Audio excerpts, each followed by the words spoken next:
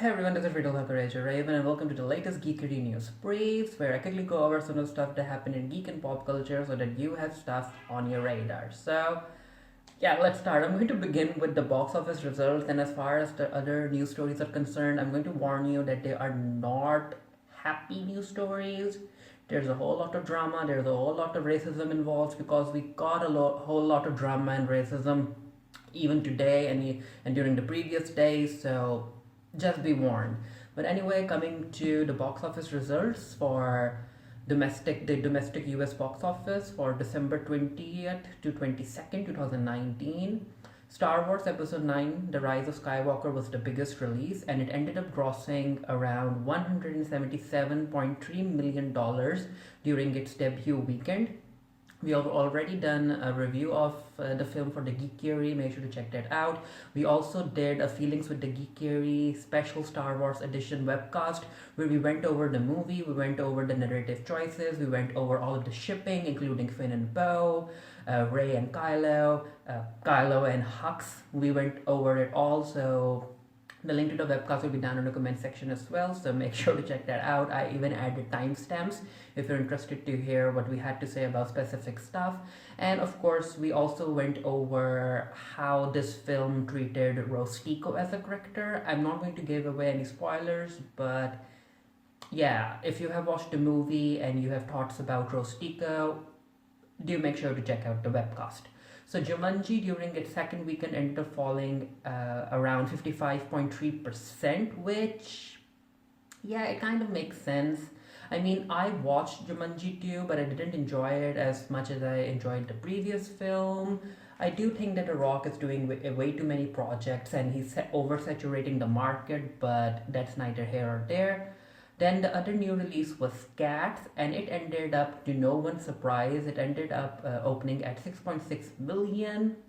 And basically, Cats a flop. We already knew that it was going to be a flop when the first trailer rolled out, and apparently they are, as far as I can tell through the news pieces, it wasn't finished properly before hitting theaters, all of the CGI and stuff, because they wanted to make the deadline for award consideration.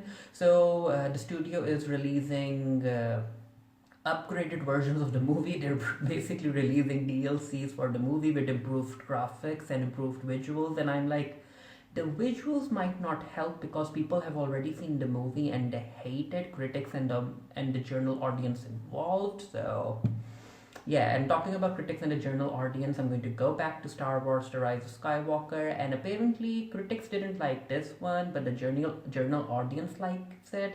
But then again, the journal audience also gave it a B plus cinema score, which is the lowest score that any Star Wars live action film has received ever. So I'm not really sure how truthful those journal audience scores are over at Rotten Tomatoes. But you know what? The second weekend drop will give us a better idea about whether or not people actually like this movie, or if the Rotten Tomato website is filled with overzealous Star Wars fans. And yeah, if the drop is way too much, if the drop is like around 60 or 70, then this film is not going to even make what The Last Jedi made. And The Last Jedi, that was a far controversial film. So let's see. And I'm also interested in seeing how Kathleen Kennedy does after this, because apparently there are reports that she is going to be let go, that Disney is going to tell her to move aside, and they're going to place possibly Dave Filoni as the head of the Star Wars franchise, because Filoni is already working on The Mandalorian. But you know what? Let's see what happens.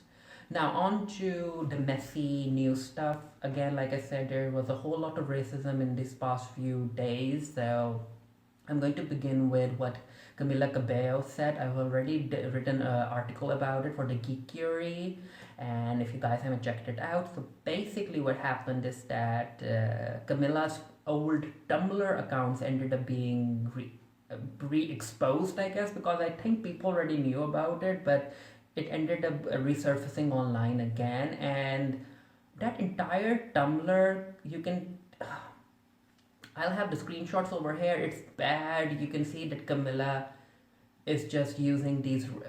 She's racist, y'all. She's basically being racist on Tumblr.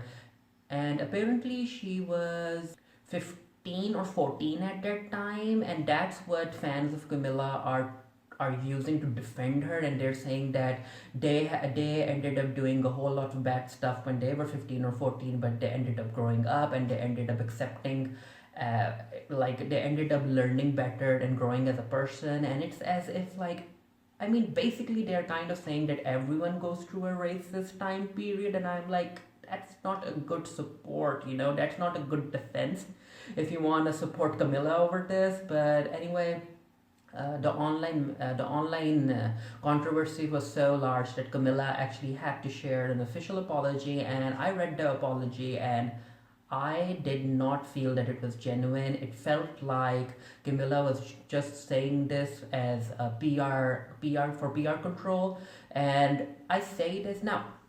Don't get me wrong.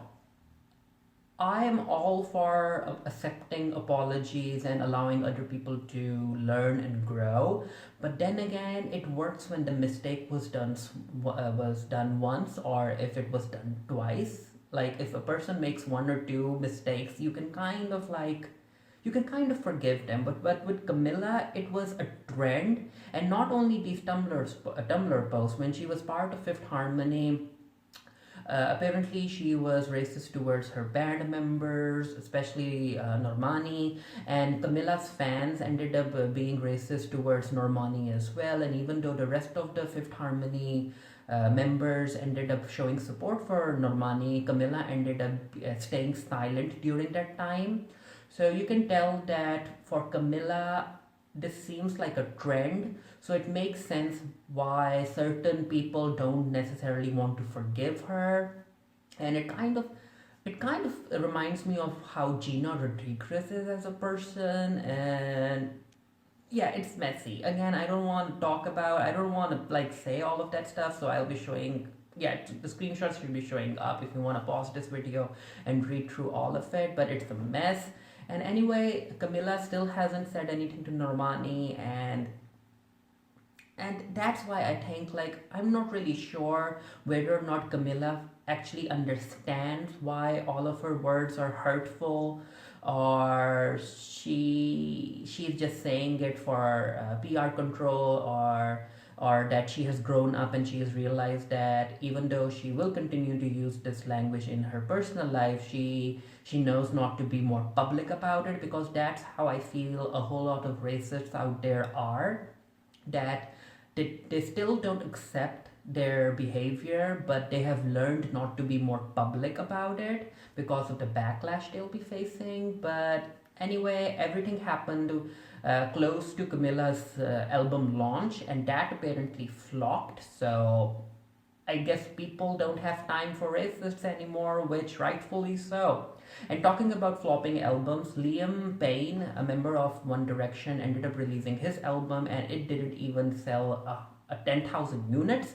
And I wrote an article about how that new album from Liam has this song that fetishizes bisexual women, and he hasn't apologized it for once. And you know what? Liam, you're a flop. Camilla's a flop for being racist. Liam's a flop for being biphobic. But yeah, going into 2020, I do feel that people need to realize that they shouldn't be giving their support to problematic people, especially problematic people who have a trend of being problematic.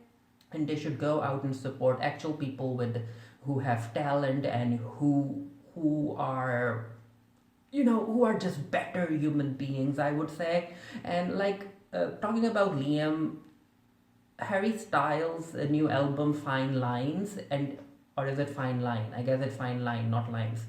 But yeah, Fine Line ended up breaking records and setting new records. And now I get that there are people who say that Harry Styles isn't an actual member of the LGBTQIA plus community. He's just using that for his own gain. And from my opinion, is that, you know what, whether or not you are an actual member of the queer community or you are an ally, like, you can place Harry inside the community, or you can place Harry as an ally, depending on how you think or how you take him as a singer.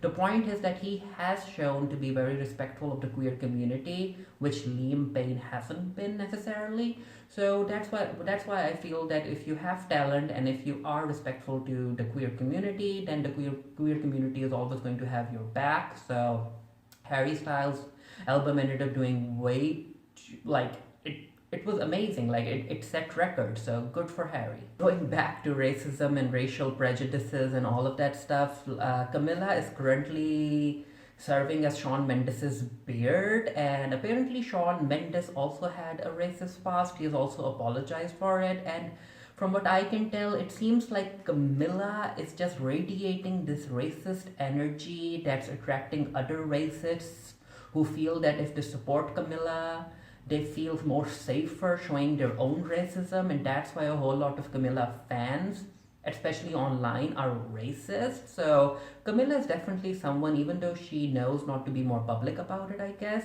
she is someone who radiates that energy, and it's attracting other problematic people around her. Because again, if you do look at it, Camilla, racist past, who knows, she still might be racist. Shawn Mendes, racist past, who knows, he still might be racist.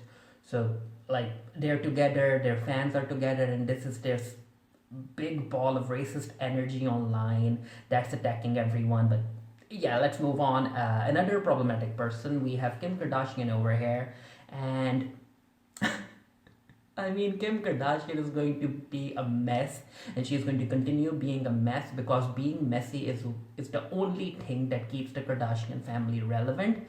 And so apparently she ended up doing this photo shoot, and she was channeling Elizabeth Taylor, but I guess someone forgot to tell her that Elizabeth Taylor was very, very white. But anyway, now there are people who are accusing her of doing blackface. However, there are also people who are accusing her of blackfishing, and I mean, as far as my opinion goes, the only thing that I did was I took this picture and I ended up asking people around me, some friends and other people I work with over here, and I asked them, like, they don't necessarily know a whole lot about Kim Kardashian, but I was like, do you think this person is white? When I was showing the picture, and they was like, no, this whoever she is, she looks mixed race or whatnot. And I'm like, that's Kim Kardashian, and they were genuinely shocked. So yeah, Kim Kardashian, it's a mess. I don't like it, but I just wanted to share with you guys and let me know your opinion about it. Another racially charged drama-centric story concerns British screenwriter Terry Gilliam, and you would know him if you follow the Monty Python series. Apparently, he ended up feeling the need to share that he doesn't like the MCU movies, and you know what, he could have just left it there, but he went on and he ended up showing his own prejudices, his own racism, I would say. He ended up saying that he hated the Black Panther movie. He literally ended up singling Black Panther, and apparently he didn't like Black Panther because it's utter BS and it's giving young black kids false hope, false ideas about what they can achieve in life. I'll put up quotes over here. It's a mess, and I'm like, yes, white person, please share with the black community about how the film that they're fans of isn't authentic and they shouldn't be inspired by it. The final story that I'm going to talk about involves J.K. Rowling and this woman called Maya Forstater. And apparently Maya Forstater, according to her, she was fired from her company because she's a woman, I guess. Yeah, it was a mess. But anyway, J.K. Rowling ended up reading about it. We wrote an entire article for the Geekiary. Make sure to check that out. So basically, I'm going to try and keep this simple. Is that Maya Forstater, I'm just going to call her Maya. Maya ended up being vocally transphobic online, and apparently she even ended up taking her case to court, and she wanted to say that the fact that she believes that trans women aren't actually women and trans men aren't actually men, that her belief needs to be protected by what's called it needs to be a protected belief, like a person's religion, and it's something that a company can't discriminate against. And you know what, Maya? It doesn't work like that. And you know what? As far as my opinion goes, if you think that trans women aren't actual women or trans men aren't actual men, because apparently back in fourth or fifth grade, we ended up reading in biology books that there's only male and female or whatnot. But yeah, if you believe that, it's okay. You have the right to believe that. But what Maya did is that she ended up deliberately going out of her way to be as transphobic as possible, and that's what cost her her job. And according to her, and she is arguing that the fact that her beliefs, her transphobic belief, is the fact that her contract wasn't renewed. She believes that she has been discriminated against, especially because she's a real woman, she's a biological woman, and that being transphobic shouldn't have led to her facing all of these consequences. And you know what? It's bad. She's basically a TERF, which is trans exclusionary radical feminism, and J.K. Rowling ended up showing her true colors as well. And if you have been following, or if you have been in contact with people in the trans community, you would know that this isn't the first instance that J.K. Rowling has shown her being a TERF. And but you know what, J.K. Rowling has continued to be a very problematic person, and it had disappointed a whole lot of Harry Potter fans. And yeah, it's bad. You know what? J.K. Rowling needs to just stay silent. So these were the news pieces I wanted to share with you guys. A whole lot of links will be down in the comment section below if you want to check that out. And yeah, enjoy your holidays, you all. Until next time, stay happy, stay safe, stay blessed, and I'll see you guys later.